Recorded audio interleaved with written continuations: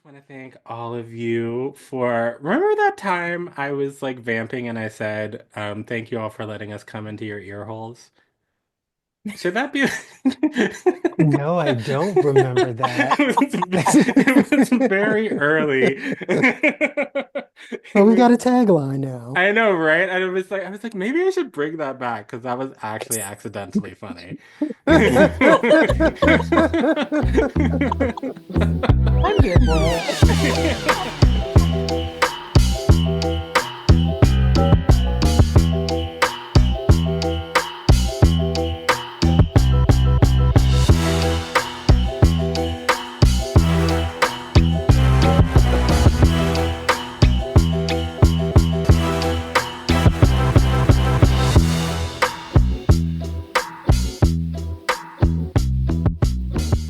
Well, hello there, scorekeepers. Oh my goodness, it is time for another episode of your favorite podcast. It's The Score, where we look at arts and culture through our queer black lens. As always, I am your co-host, Rocky Jones, and I'm here with my two fabulous associates.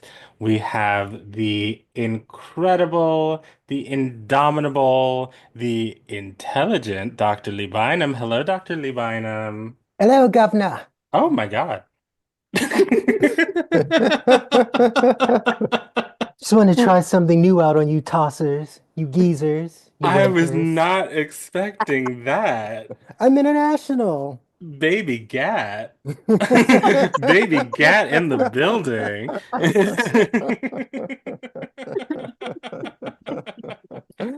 Well, how Oh, are you today, Dr. Lee Bynum? Punchy, how are you today, Rocky? Oh, I am okay. I am finally warm. We have gone through a bit of a cold snap In here in. Minnesota? Imagine Yes, that. I know, right? Whoa. And the fun bit earlier this week, our furnace stopped working. Oh, get Oh, out of here. uh-uh. In Minnesota?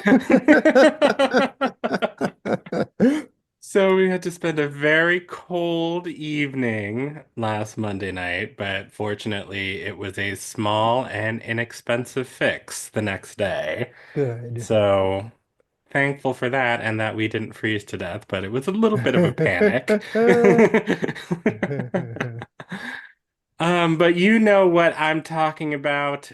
Paige Reynolds, my Minnesotan sibling. Hello, How, hello. hello, hello, how are you doing? I'm doing great. I'm as fine as Quincy's cheekbones. Oh, now that man is very good looking. Now I feel like I oh, am I getting ahead of myself? Not This is another really. Noah's Ark episode, everybody.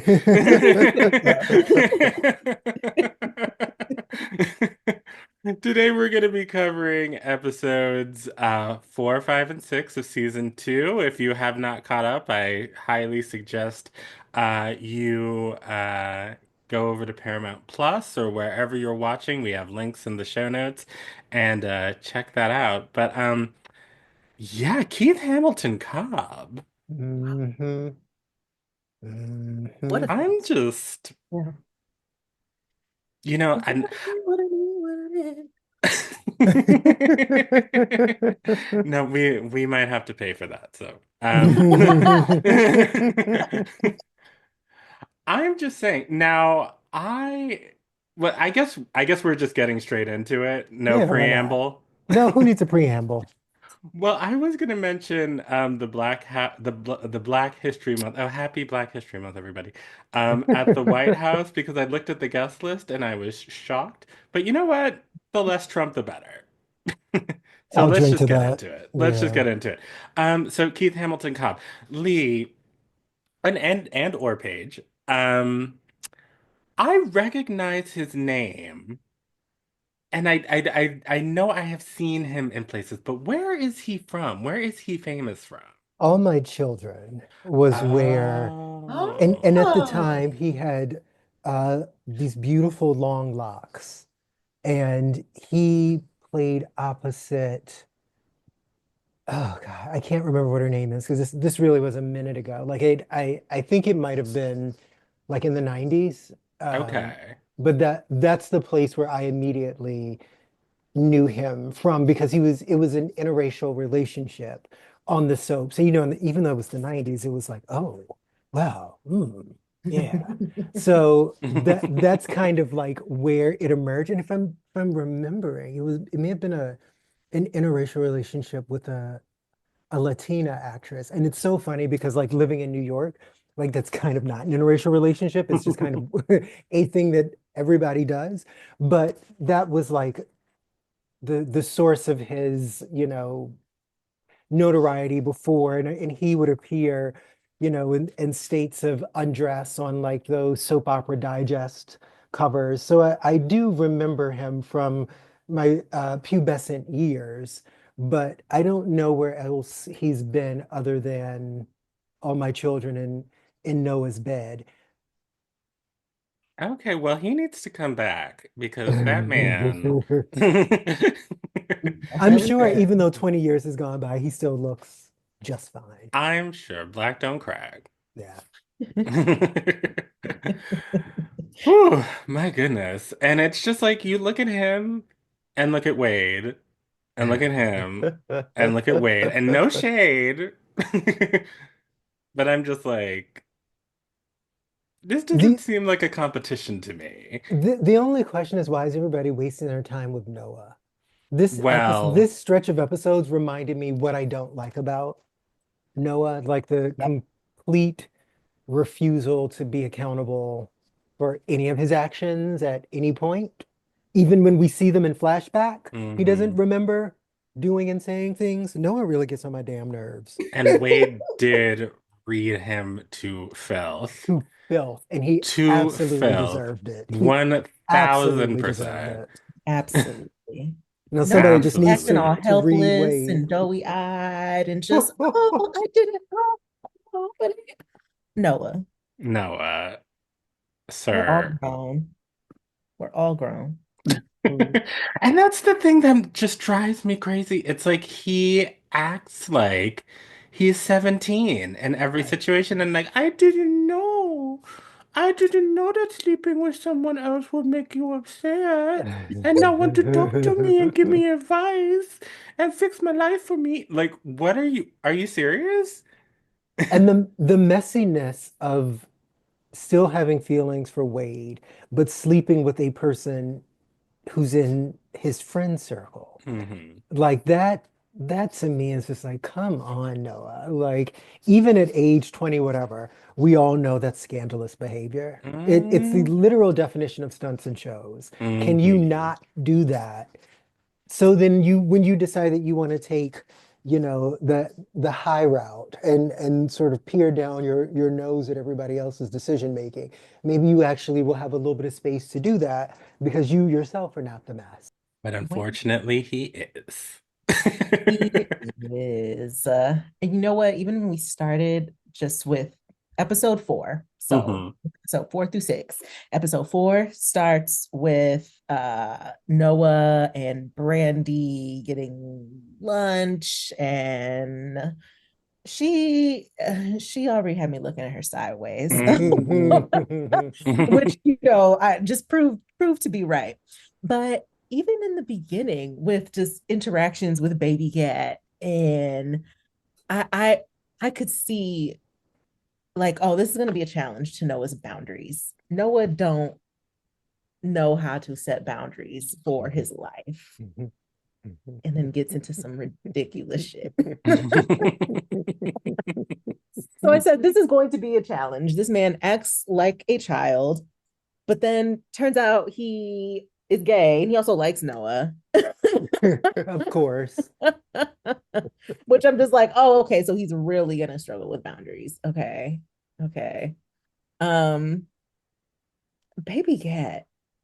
Baby cat, y'all. So, baby, yeah, what is the cultural analog like in real life? Were they basing that character on someone? Is there some? late 90s British rapper that I'm forgetting about? I was trying to figure Or out late 2000s rather. if it was Yeah. supposed to be like a Craig David or somebody who wasn't a rapper, but at least sort of occupied that space. Because I do remember in those middle aughts, it felt like there was this big like rush of British hip hop that we got with like Yeah. Miss Dynamite and some of those Hmm. folks. But I The don't actually, streets. yeah. But I think it might have just been from the mind of Patrick Ian Polk, or maybe even somebody that he knew. But it didn't seem like there was an obvious person that it was supposed to be. Like sort of like a British Kanye. Huh. Yeah. Maybe, Maybe. maybe, right? I mean, I guess that is a question because at the time, Kanye wouldn't have been problematic in this way. He just would have been a curiosity more than anything Yes, else. exactly. Maybe, right? Just kind of loud and over the top. I And don't and know if, go ahead. no, go ahead. I was just going to say, I remember from working in the music industry in the early 2000s, you constantly heard rumors about people. Hmm. And some of them were very founded rumors. And I remember uh, acquaintances and colleagues whose professional function seemed to be cleaning up messes so that you didn't hear nearly as much about certain celebrity sex lives as you could have. So all of this felt like it could have been just a different person. That scene that they have at the party with Noah and old girl from The Craft, where Rachel she's True. thank Rachel you, True. where she is talking about, oh no, I'm on the clock right now. Like I knew somebody very, very well in college whose function was dating a at the time very famous rapper for her livelihood, right? She had Hmm. been a self-described video vixen and had sort of parlayed that into being known for dating a series of rappers who nobody remembers anymore. Um, and that was like what she did for a living. Columbia was expensive. You had to pay for it somehow. So I'm definitely not knocking it. But it is kind of interesting to like think back 20 years ago to how common that exact thing probably was. So, Mhm. in your recollection, so like what were her job duties? Like, was she just to be like seen at events with these people and, go to parties and premieres and things like that? Or was she actually like expected to like be their It was more girlfriend? n- no, no, no. It was more going to the events, being photographed with Gotcha. them, red carpets, um, the occasional, appearance on a yacht. But it didn't seem like her function was doing anything more personal. And I think if it were, she probably wouldn't have shared it in quite Yeah, the I way would that she did, think. because she was literally talking about it in class. Um, so it also didn't seem she wasn't scandalized in any way by it. And I remember at the time, this was, literally 1999, like feeling like my brain was broken by the information.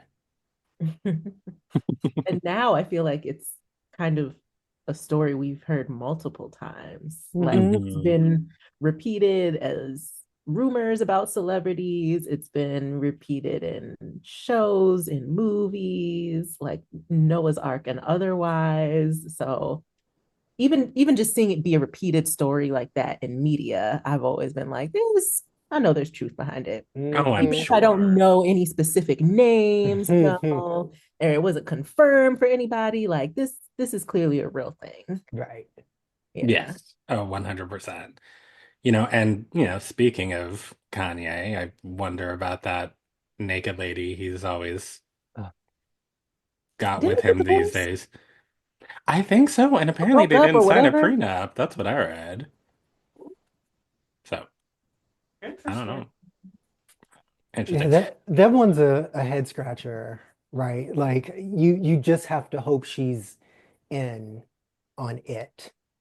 and I certainly isn't hope so. somehow isn't like a captive or even someone who thought they knew what they were getting into. And then it just turned out to be something else entirely. Like she's so hard to read when those rare instances where she is speaking in interviews. Oh, I've never seen her in an interview. What does she have to say for herself? Nothing, I mean, nothing groundbreaking, but she made it, she represented that she was not against her will in a relationship with a mad person. Like I think she was just trying to, tell everybody, hey, it's okay. We're happy over here. Um, and I hope she is because I don't know how she possibly could be. I don't know. I mean, can you imagine the two of them on a couch on a Saturday night watching a movie with a bucket of popcorn? I I can't imagine any of it. And I really, really liked Kanye when he came out, like so many other folks, and found him fascinating. Just, the sort of mix of dysfunction that added up to something kind of artistically spectacular. And it makes me sad, the decline of all of it. But no, I can't imagine. Like he's clearly in a not very good place emotionally. Like I can't imagine what what kind of conversations they're having that lead to this woman appearing naked everywhere and him single-handedly trying to bring back the Nazi party. Like I'm very, very confused about what happens at their household. Yeah. And my thing with them has been like with the whole naked outfit or whatever, like whether it was consensual or not, like it could be totally 100% her decision. And like if it is, you go, girl, go ahead. But we still know what we know about Kanye. Right. We know that that type of person is 99.999% also a misogynist and also Hmm. has some abusive behaviors. Like Hmm. there's nothing to indicate otherwise. I can't point to a situation in the past several years where he would have shown otherwise or to have turned over a new leaf. You can see the way he talks, he has talked about his exes. That should About be a his big enough. children. Yeah. Yeah, yeah, that's a big enough indicator for me. I don't believe that he's just like magically in a healthy relationship with his woman. Yeah. Can Exactly. It you? sounds ridiculous, don't it? Listen to y'all, you laughing. It I'm sounds not. ridiculous. I'm not crazy no more.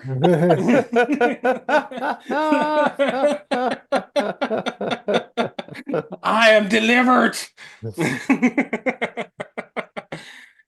Oh my goodness. Well, in the wise words of Kid Fury and Crystal, he is on the sick and shut in list, and we probably should not be talking about him. But Right. it was hard not to watch this week's episodes of Noah's Ark and sort of not think through the different permutations of dysfunctional relationship that we've seen because this particular stretch of episodes highlighted however much I like some of these characters, none of them is in a healthy relationship. All of these No. relationships were really bothering me this week from the way that Trey responded to a situation in front of him That was not that okay. no, that wasn't, it really, really wasn't okay. And I don't know. Maybe I blame some of it on like the sort of clunkiness of how the scene was paced, but it didn't feel good to watch on the rewatch. And then also the situation with Chance and Eddie, like that relationship bothers me more and more with each passing episode. And then also nobody anywhere should date Noah. That we should like put out a PSA about staying away from Noah. Noah just it's one of those things like it looks good, but it's clearly not good for you. Y'all need to run. Y'all need to run if you see Noah. I'm sorry. Mhm.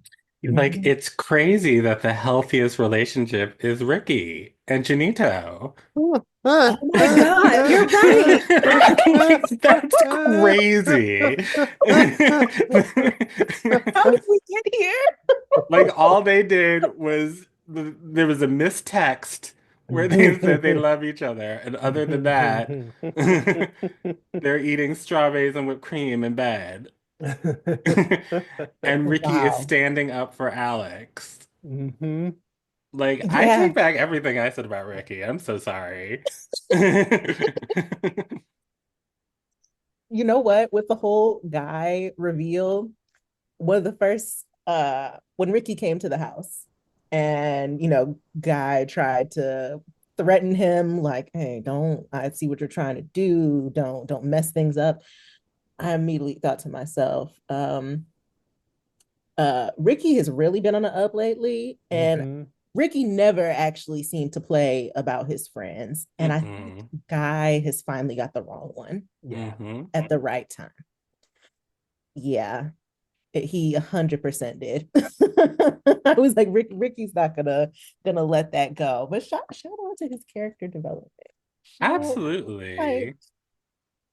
yeah, yeah. And we Also, know Ricky's got those coins. Hmm. that's true. Hmm. So he would have used his resources in some way to demolish him. But 100%. I did find it very interesting that everybody was completely gaslighting Alex, even to the point where a fake suicide note was found in Guy's things. And Alex is saying to Noah in Noah's face, I did not write this. I am not suicidal. I do not want to kill myself. This person did this. And Noah's like, really, though? And That's it's how you not know you until do Ricky too said much. something that they all agreed, or that they all saw the light and understood what was going on and believed Alex. That's crazy.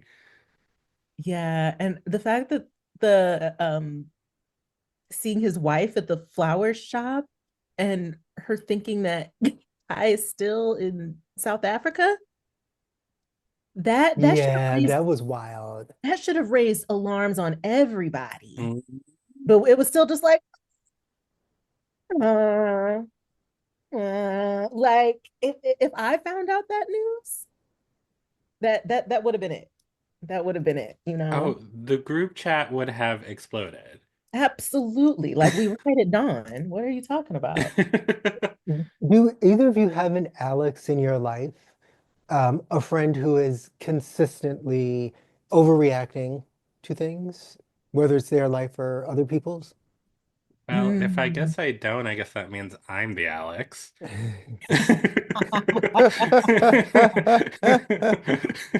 Well, perhaps this will sound familiar because I definitely have one in my friend group, and we probably do underreact to things this person says, mainly because there's always something going on with this person that frequently sounds like somebody is out to get them.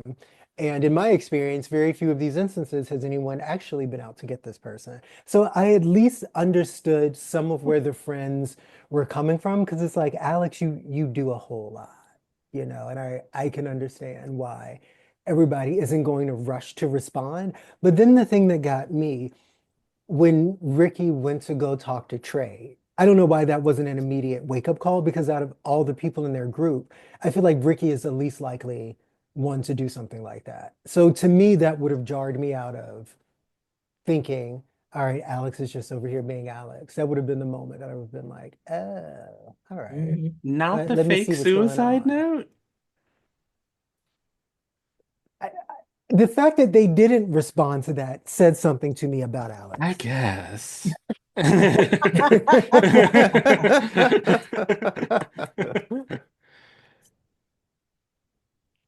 I mean, even if I thought it was like if I thought he had written it in order to try and frame Guy, I would be like, honey, you maybe can I give you the number for someone? Like it's concerning. But it also says how well Guy played his part Mm. because they really did not suspect him. And that was crazy also when he Yeah. just cut his hand. Uh-huh. Uh-huh. Yeah. That was wild. I was like, oh, he crazy, crazy. Is that gonna be the last time we hear of Guy? I hope so.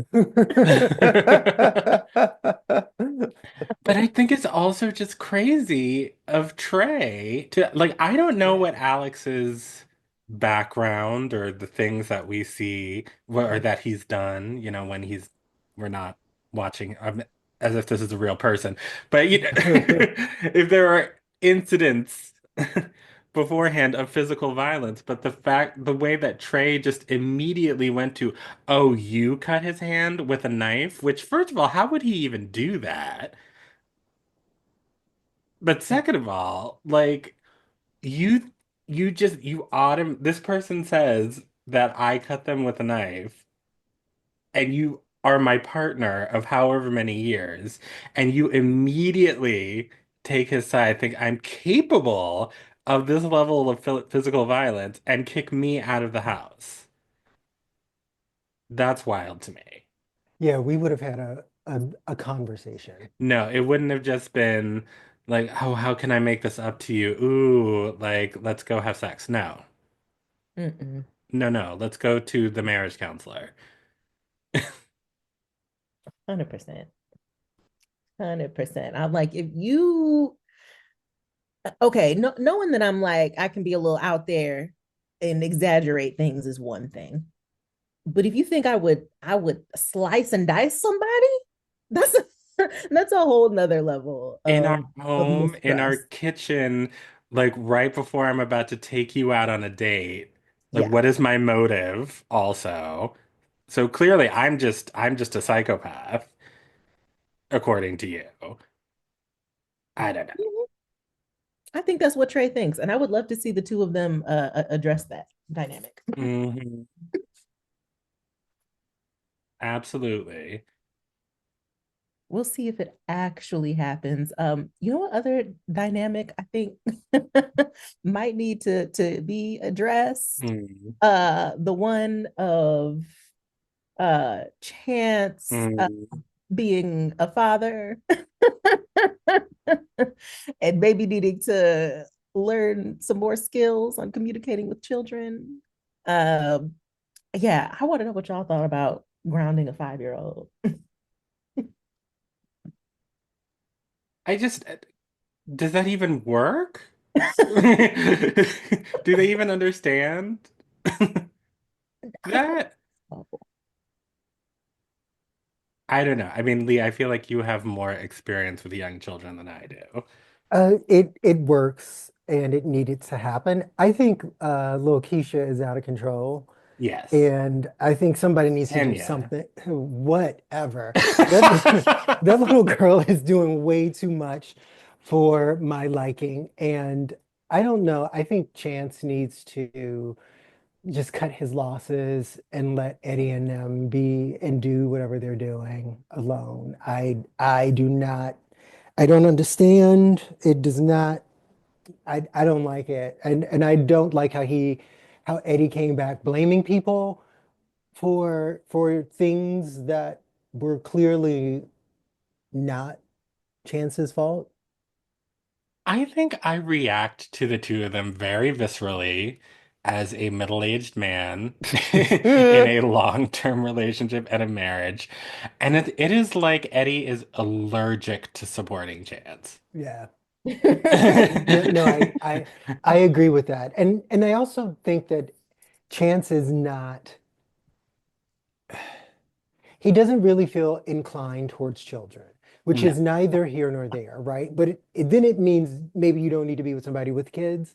because the other part of their weird loggerheads to me is like Eddie is not supportive, but also Chance doesn't really seem like he wants to be in this marriage. Maybe he wants to be married to somebody, but like I never hear him talking about the kind of passion for being a step parent that one would need to make it work in a relationship with somebody with kids. Like you actually have to not just want that person, but to want to parent that person's children, especially if those children are six and living in your house and are bad as hell. And yes. And I also just, you never really, like, with Ricky and Janito, they're having this whole conflict around saying I love you. Noah and all of his business, at least there's some sort of like passion, there's some sort of desire, there's some sort of, Hmm. even if that energy is all over the place. Like, Hmm. even with Alex and Trey, it's like there's some sort of like, I want to be in this relationship, so I'm going to fight this demon that has Right. come into our home. You don't get that from Chance at all. No, Like you don't. ever. It's never like, oh, Eddie is my best friend, he is my lover, da da da da da. Like they had that one moment where they were sort of getting intimate. But other than that, it all feels just like, you know, I think Eddie put it best in his little monologue after he got fired about like how he, goes to work every day and he's married and he's trying to be like this model citizen.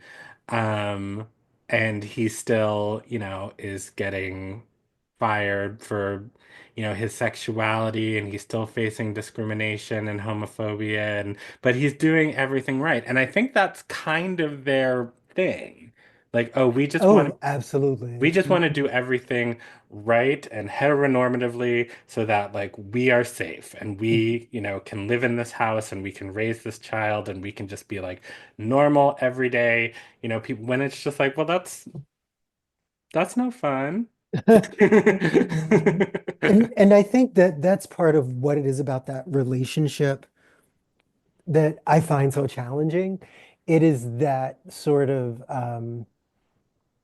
deep attachment to the politics of respectability Mhm. and the monologue that Eddie had when he got home. It was such a turnoff to me Mhm. because like I can't put myself in that headspace. Like it's such a different way of understanding oneself. And I recently had somebody ask me just this past weekend. It was my birthday, Oh, happy and why, Happy thank you, birthday. thank you. And the friend was asking me if I considered myself Gen X or millennial because there I am, born right on the cusp, right on that line where you can make the choice. And I usually Okay. identify more with millennials because I feel like there are certain things about identity formation with Gen X that just make no sense in my head. And that particular desire for some kind of heteronormativity is something I've experienced a lot more with, you know, queer men of that generation. And it's not something I've ever wanted. I don't actually feel like my life is exactly like that of, heterosexual people living next door. Like it doesn't feel like that at all. And sort of that desire for that version of American nuclear family happiness isn't something I've ever really had. So I don't know, like I have, poured all of my own discomfort and disdain for that onto Eddie and that's made me not like him, but I really do feel like he's an avatar of something that I actually don't think is very healthy for queer people Yeah. in the main. Yeah. I Yeah. mean, to me, it even felt like his frustration with oh gosh, is it Vonda? Yeah, Vonda Yeah. being at the house.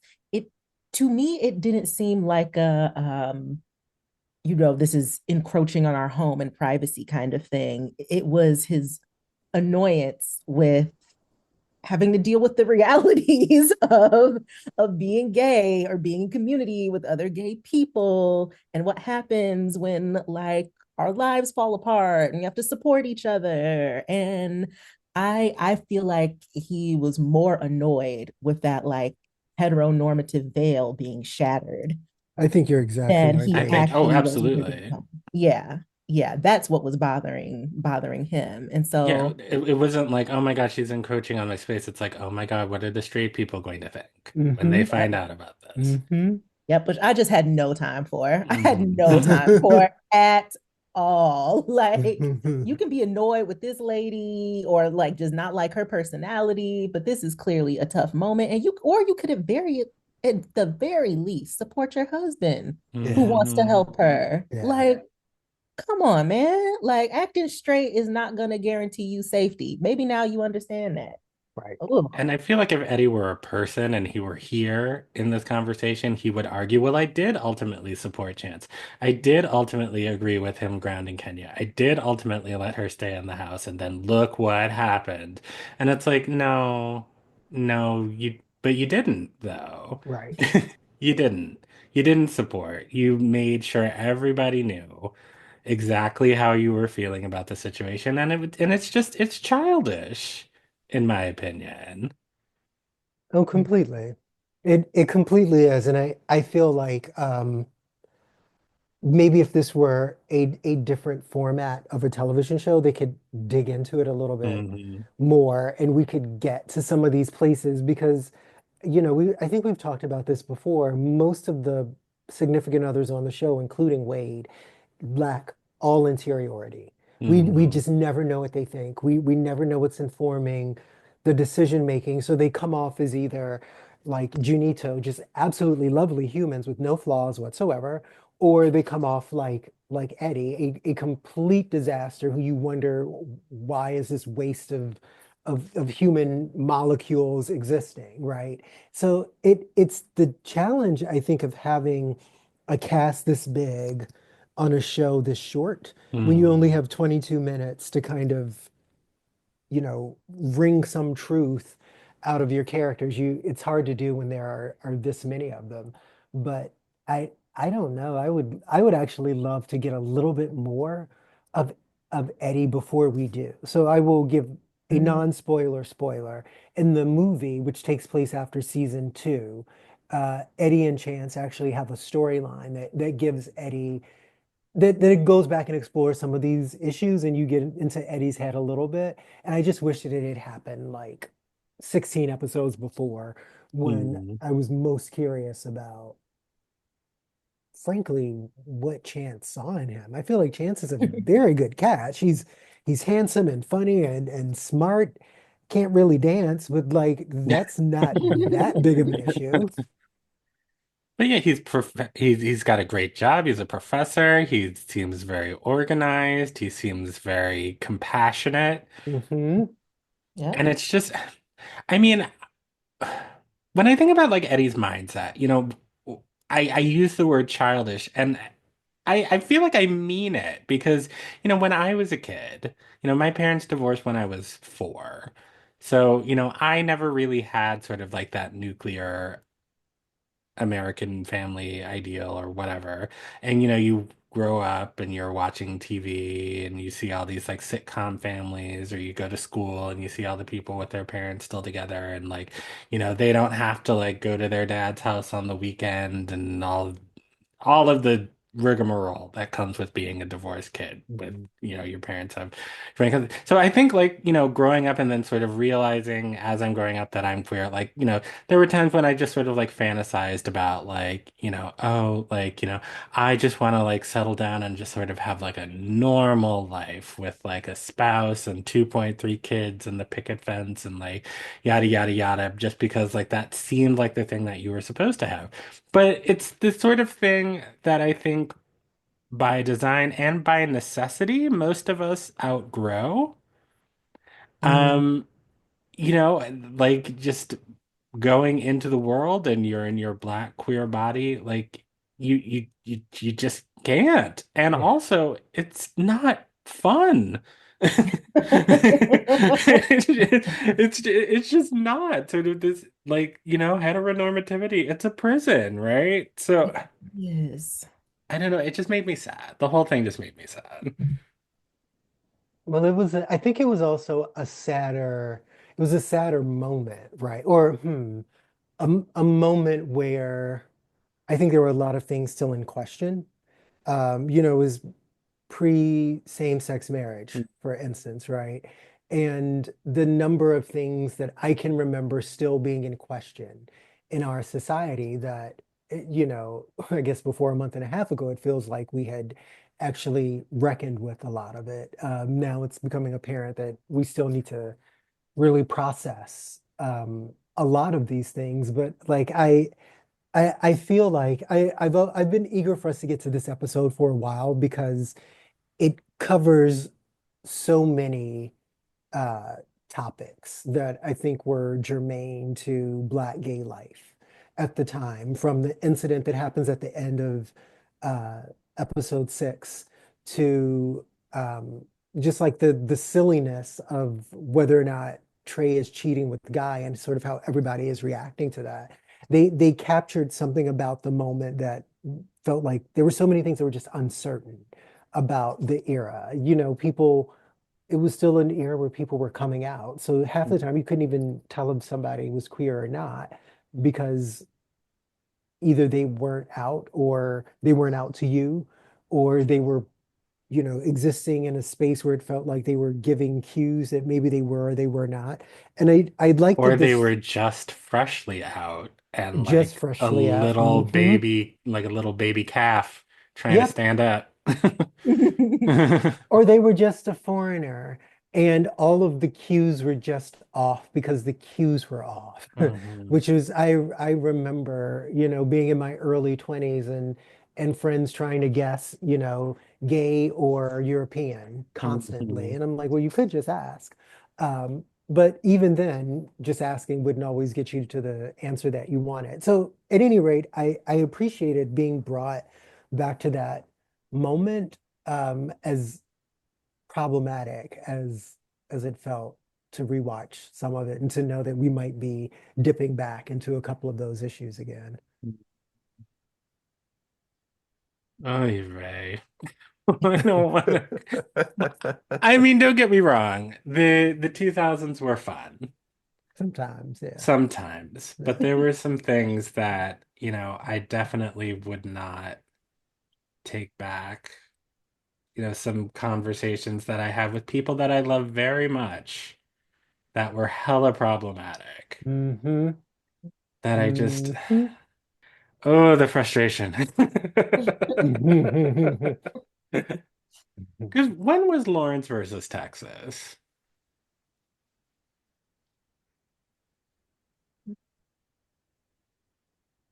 Have to Google it. Hmm.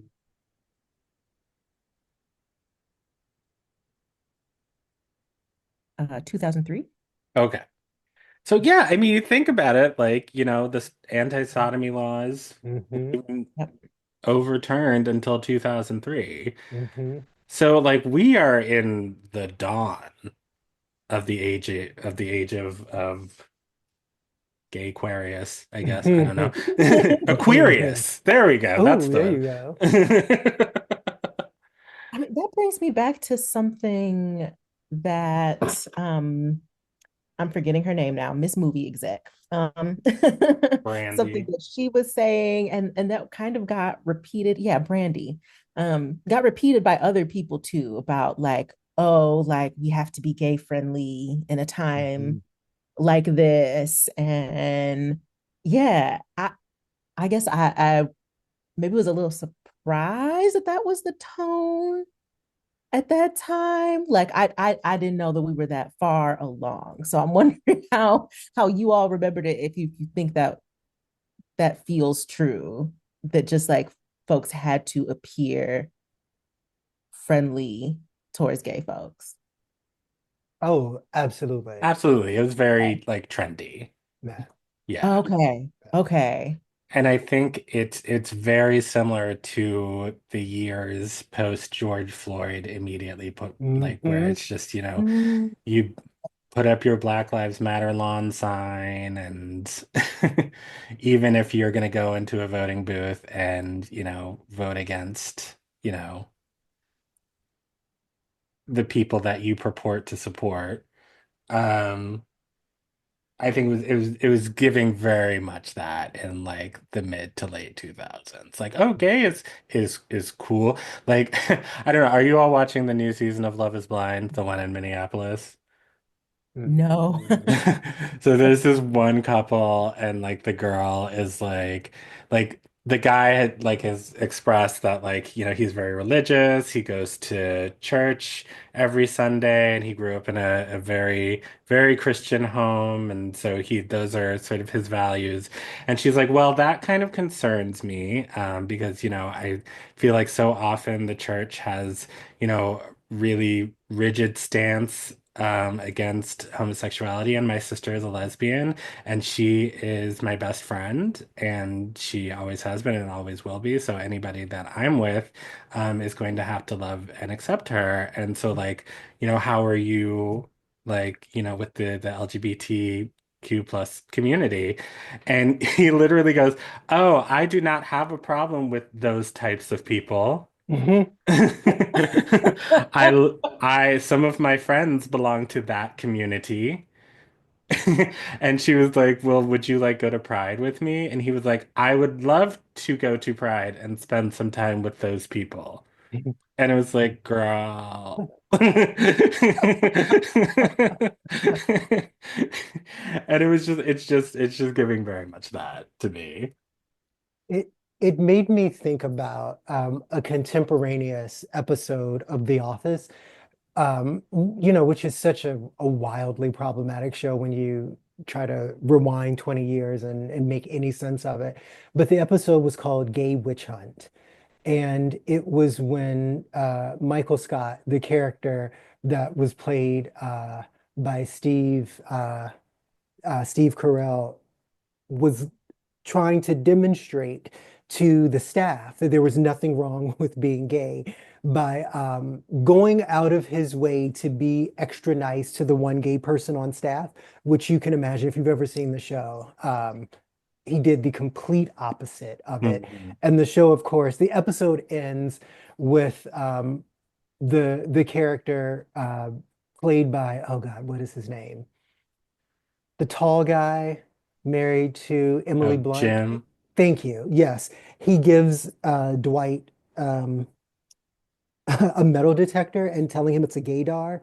And of course, he's running around identifying gay people everywhere that there is metal. So like that was kind of the tone, right? We had just gotten to this place where people were very comfortable poking fun at the discomfort around people being aware that other people were gay. And that conversation that the lesbian couple had a few episodes ago, where they were saying, oh, to have the everybody, including the mailman, know all of your business about being homosexual.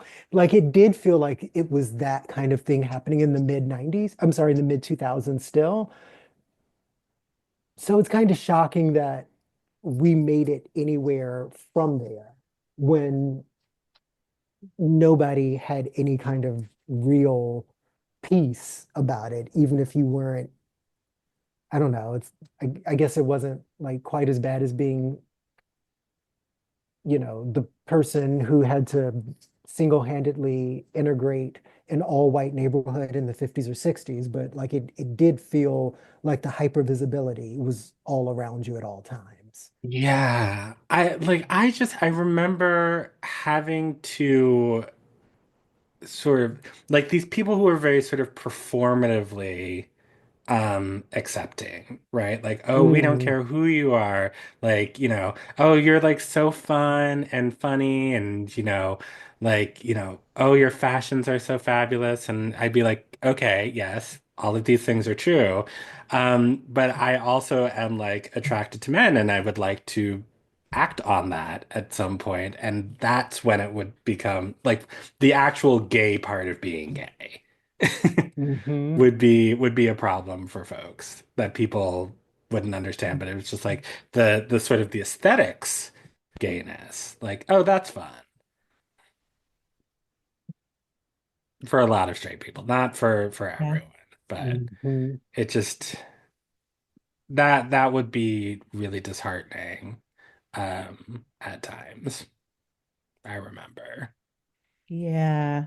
Okay. Now that's tracking with how I'm remembering some like media from that time. Like I can definitely see how there was like friendliness was encouraged, but that just turned into like gay people being more like sidekicks. Like I think about how many like gay male characters there were for especially black gay men for more like comedic relief in a Right. way. Right, Um exactly. yeah. Yeah. Oh, but you know what? Okay, this speaking of media and movies, and I don't think we talked really about the talk show situation No. with Quincy and Noah. Oh Um, yeah. wow. Okay. At first, they got me at first. At first, I was like, Quincy, why would you do that? What is wrong with that man? Until we had a flashback. Until there was a flashback. Noah did indeed give Quincy permission to talk about uh the film. What's it called again? The one about the art heist. Fine art. Einart. Fine art. Fine art. Yes. To talk, he did say, yes, you can talk about fine art. And that's what Quincy did and told everybody. They made a black gay writer change a character to being straight instead of gay. Um, I get why he wanted to put it out there. Um, I kind of have questions about being so eager to publicly put that on a talk show just because of how it would impact Noah. Like I know Noah said yes, but even Quincy, I'm like I wonder if he fully thought through the implications. Not mad that he did it, not at all. Like shout out to want to have conversations and call out a movie studio. But I yes, just you're right. It feels like it necessitated for conversation before it happened. yeah, yeah. I also I'm just this guy is still new. So like how self-serving was this also, you know? Like was it partly to give him something interesting to talk about on the show? I'm just a little suspicious. I thought it was interesting that the most popular talk show in America is on PBS. Mhm. But yes, I I don't know.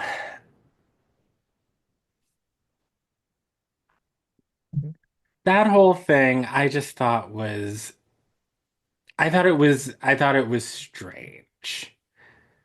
Because I guess I wouldn't go on a television show and tell all of my partners work business, professional business, without sort of establishing some very clear boundaries. But as we already talked about, that's really not Noah's specialty. And I guess it's not Quincy's either. But also this idea when Noah was sitting there and he was like, I just want to be a writer. I don't want to be a cause. For whatever reason, that just sort of hit me in a way that was just like, uh, and Mm. I'm not 100% sure. I haven't sorted out all of my feelings about that. Yeah. Yeah. I mean, I wonder if it maybe it's a little connected to just feels just a little connected to some of what we're talking about with Eddie as well, of just like, Mhm. okay, we are out gay people in the world. And there's some shit that comes with it, unfortunately, to live authentically. So I could get why Noah saying that could be a little like I understand where he's coming from. Yeah, it made me feel Same time, uncomfortable. yeah, yeah. I think it's hard with Noah because, at least for me, he's so inconsistent in Mhm. terms of like even in the statements that he's making, like, I don't want to be a cause. I just want to be this. And but then he will figure out exactly the way to put himself in a situation where he is now a cause, right? Mhm. Just like he said a million times, no, I don't want to be this kind of person in a relationship. And then like immediately will find an opportunity to be that person in a relationship. So I'm kind of interested to see where this thing with him getting attacked at the end of this episode, how he's going to respond to it going forward, and exactly how he may choose to use that moment. Um, I mean, it's just like there's the cause right there. no, absolutely. No, like at the end of that episode, like and that was kind of a bummer of a cliffhanger to Yeah, leave off on. I'm yeah. getting gay bashed at a station. It was not lost on me that the three men were attacking him. One black, one was white, and one Latine. And it was just like, oh, we're getting it from all sides. Hmm. Mm-hmm. Um, and it's just like, yeah, there's like, you're attending these fancy movie premieres, you're going on, the most popular, the Damon show. And, standing up for civil rights and all of these things, but like, we're still not safe. No. You're still not, you can't inoculate yourself from being a black gay man in the world. And all the time, over the place, and Lord knows in 2025, this is happening to people all the time, all over the place. And even in this period in 2006 where we're being friendly to queer people, we're being so friendly to queer people. Like there's this simmering resentment and hatred underneath it all. And so like yeah, I mean, you don't want to be a cause, but I don't know, we're a community, right? And we've got to stand up for each other because if it's not you that the stuff is going to, it's going to be somebody else. Yeah. So I Yeah. it made me very. Yeah, there's no easy answer. There's no easy answer for it, right? And nobody wants to be a cause. But then what do you do when fate picks you, Mhm. right? Like how do you wield that responsibility for people to understand both the consequences of their actions and also that what's called upon you in those moments is to figure out how to get up and keep going. It is an impossible place to be positioned, and I wouldn't want to have to look up to somebody like Noah in those moments, but I'll be interested to see how he responds to Yes. this and how his friends manage to surround him. Because I guess he does now have a national platform. Yep. Yep. Yep. Yep. I feel like the what you said, Rocky, the like you don't want to be a cause, but we are a community. Like that itself is a bar. Oh. If I had to sum it up. Yeah. Yeah. I mean, it's just the truth of the matter, unfortunately. And if the fickle finger of fate does not pick you, it picks someone else. And we've seen in the past week, unfortunately, what happens, folks like Sam Norquist, rest in power to him. Um, okay, now I'm getting emotional. Let's change the subject. Let's get back to some mess.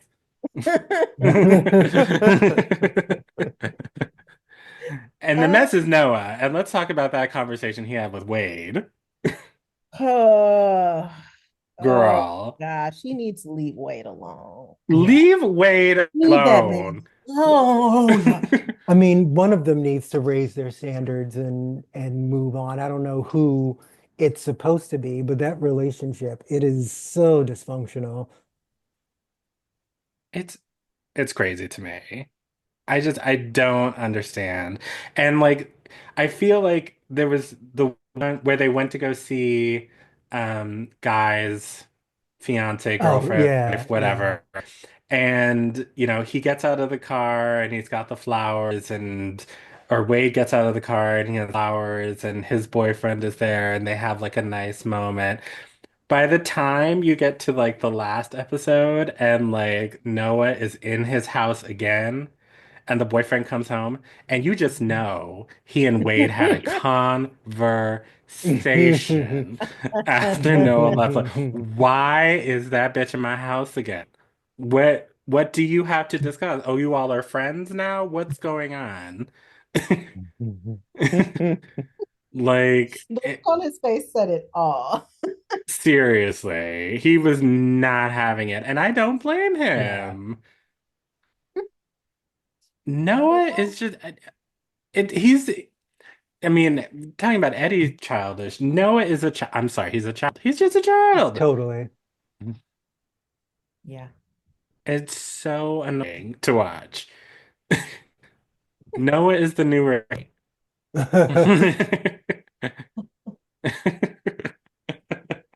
Yeah, it was the I just appreciate that Wade was like, "Why are you asking me for advice?" Straight Like up.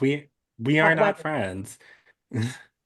Yeah, yeah. So like, why are you here? I don't know what you should do. Just go sleep with somebody else. That seems to be what works for you. And boy, did So he deserve that one. he sure did. Yep, 1000%, 1000%. I said, "Oh, okay, so maybe you'll stop trying to go over there now. Maybe you'll leave him alone now." I don't know if he actually will. I'm No, not he will. I hopeful. mean, I'm guessing Not hopeful. not. Since Yeah. Jensen Atwood is still in the opening credit, I'm guessing not. And was by his side in the hospital. Yeah, they're still attached for But sure. they shouldn't be for like 10,000 different reasons. Going back to season one, it's just like it's not going to work. Uh, Mhm. it just Mm. reminds me of like I had an on and again, off again situation for many years. We were toxic. We should not have been together at all, ever. Oh, it drives me crazy. Have y'all been in a situation like that? No. Yeah, I don't recommend that. I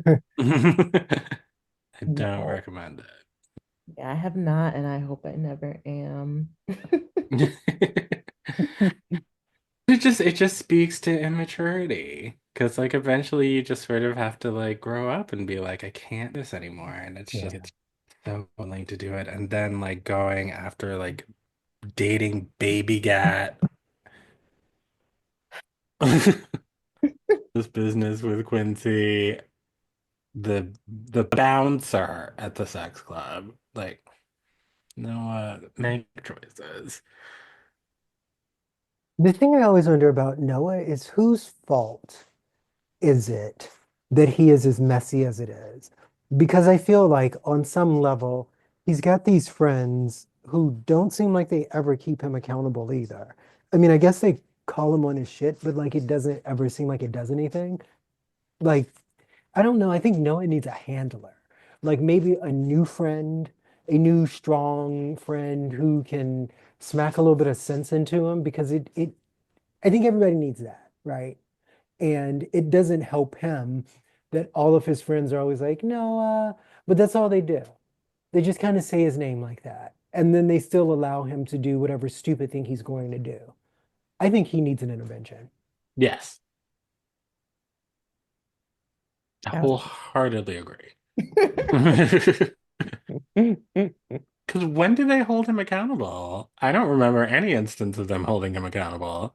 I mean, they kind of don't, which gives me the impression that it's like at this point they've probably given up on it. Like that's a real thing too.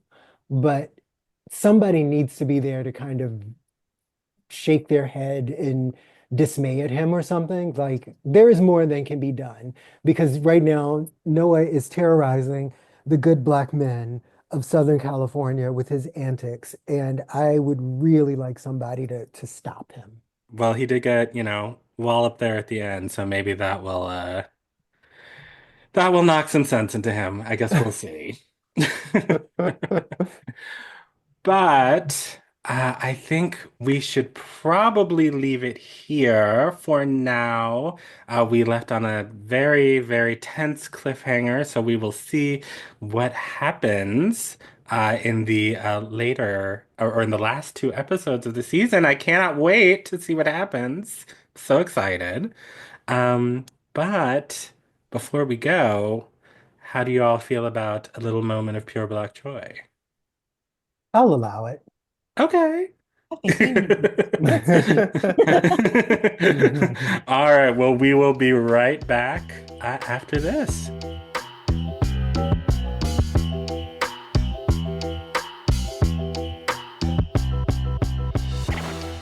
And we are back, and as usual, it is time for our last segment, Pure Black Joy, where we celebrate the Black people, places, things, art, music, food that's making us happy this week. And this week, our PBJ comes from Dr. Lee Bynum. Dr. Lee Bynum, what's making you happy this week? Well, last night we had the African American Film Critics Association Awards, Oh, and some beautiful and talented Black people picked up a couple of statues, and I am super excited about all of it. I'll share just the highlights. Coleman Domingo won Best Actor, and Marianne Jean-Baptiste won Best I Actress. love her so I much. do too. I think she is so underrated. So talented. And people on this side of the pond don't know who she is, and y'all Hmm. should look her up. Hmm. And Best Ensemble went to The Piano Lesson, one of the great plays by one of the great American playwrights, which is now one of the great movies on Netflix. So everybody should check it out and support some beautiful Black people doing beautiful Black people things. Yes, love that. Congratulations to all the winners. All of the winners. Congratulations to all of y'all. And Awesome. and especially Marianne, go check out Secrets and Lies. It's such a Great, good movie. great movie from the 90s. Yeah. The 90s weren't all bad. No, no, there were some lovely things that came out of it. Like Yeah. Paige. Like Paige. Aww. Aw. But not that crime bill. Not that. No, no, Yeah, no, no, no. no, no, no, no, no. That can go to hell.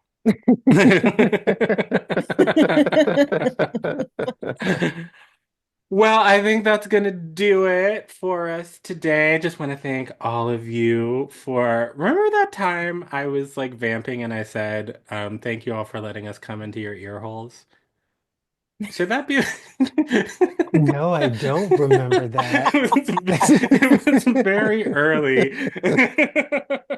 Well, It we got was a tagline now. I know, right? And I was like, maybe I should bring that back because that was actually accidentally funny. I'm here for it.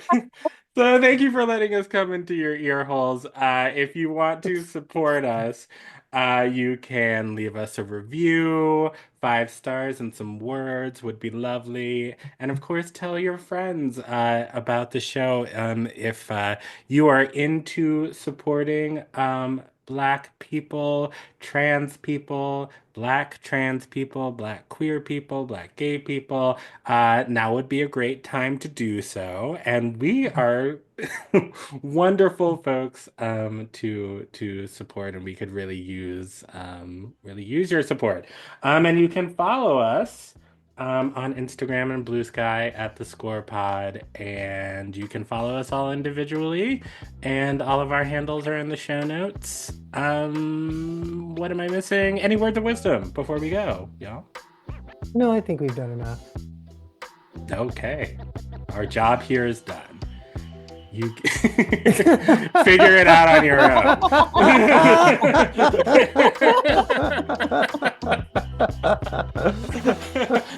All right, that's it. Bye. Love you. Bye. Bye.